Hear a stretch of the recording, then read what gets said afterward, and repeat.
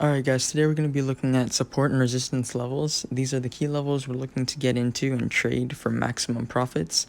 As you guys know in the server in the comments, I go over these levels every single day before market opens with stocks that I'm looking forward to trade.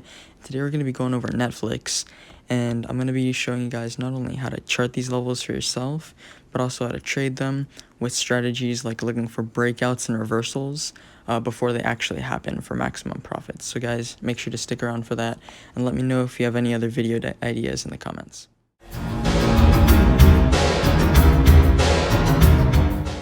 So up here, we can see that Netflix does have earnings coming up. I believe that's on Tuesday, but I will not be looking to buy puts then. Instead, I'm looking for something quicker, like a scalp on Monday. And it doesn't have to be like not that quick. I just mean like not waiting till earnings, because I don't want some crazy information to come out and it turns out we just destroy support. Now I could also look to enter calls, because if you didn't know, once a stock breaks a previous resistance level, it will treat it as support. So over here, over on the left here, you can see that this stock, oh well, not the stock, the candles came to this level here, dropped down, then had a nice little run up here, but still had trouble. But after it was able to pass resistance right here, it was able to go a little higher for another run, and then it was pretty overextended, so it did drop down eventually down to here.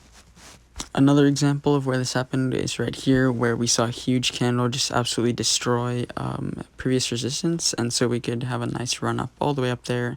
So that's huge solid gains, and that just goes to show that not every level is respected, and stocks can't just be predicted like that, but this is probably the best way that you can have a general idea of where they're going. Now this down here is our lowest support level, so it's very, very important. And then up here, we can see this is our highest resistance level, so we want to look for huge moves in between them, and whenever we hit one of those levels, we want to plan for a reversal. Now, breakouts can also happen, but as you can see here, we've had a nice reversal there when we respected that support. So I usually trade reversals. You can mess around with breakouts as well, but I'd recommend just playing reversals like this one most often, because there's just so much more potential. And if I come over here to our left, so this is the past of the stock. I'm in the 1 month chart, by the way. We can see that these levels have been very fairly respected, right? So over here on our lowest support, we could see we've had a nice run up multiple times like these, but these are the most recent ones, and that was because we had a very green market day. So I'm really looking at puts. I think we could have a nice opportunity, and I don't know, we'll have to see what happens, but if we can break some key levels, then I think we could have a nice entry. So let's quickly take a look at a very important strategy, a very powerful one that could help when playing reversals. So as you can see here, we had a wick on this candle here, we had a wick below, and when there is a wick, no matter like how big the size is, if it's not tiny, as long as it's a pretty decent size, and then the stock goes back up, as you can see down here, we get fairly nice run-ups after that. So always look for a reversal after it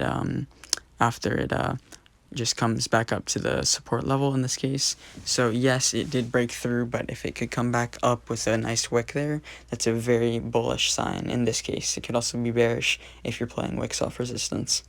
Now, if you were to trade breakouts, then I suggest finding a place where there are a couple big red or green candles. Doesn't really matter, because you can play this either way, breaking out either way. So you're looking for places where the stock approached the line of either resistance or support, and if it's only a few large candles, then you could realize that there is a very big chance of actually breaking through.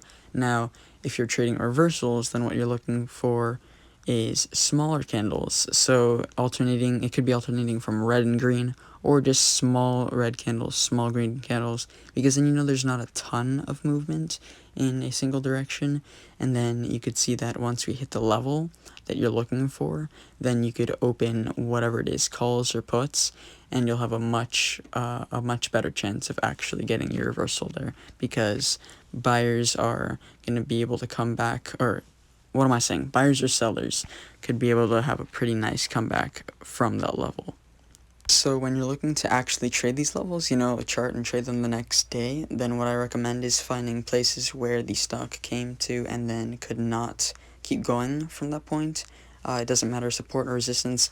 Whenever you see multiple places, and especially, the larger time frame like this, the more likely these levels will actually be respected. And as you can see here, they've all been respected very well. So that's what you're doing.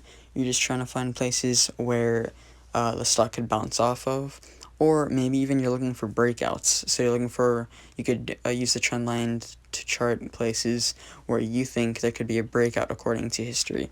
This is technical analysis, so this is based off of the history of the chart, which means even though it's not 100% accurate, like I said, it's just the best way to actually go ahead and try and predict the stock. So I hope this video helped you guys out a lot. If you have any more questions, feel free to ask in the comments or just DM my Discord. I'm always very happy to help you guys. This video was supposed to be much longer and in more detail.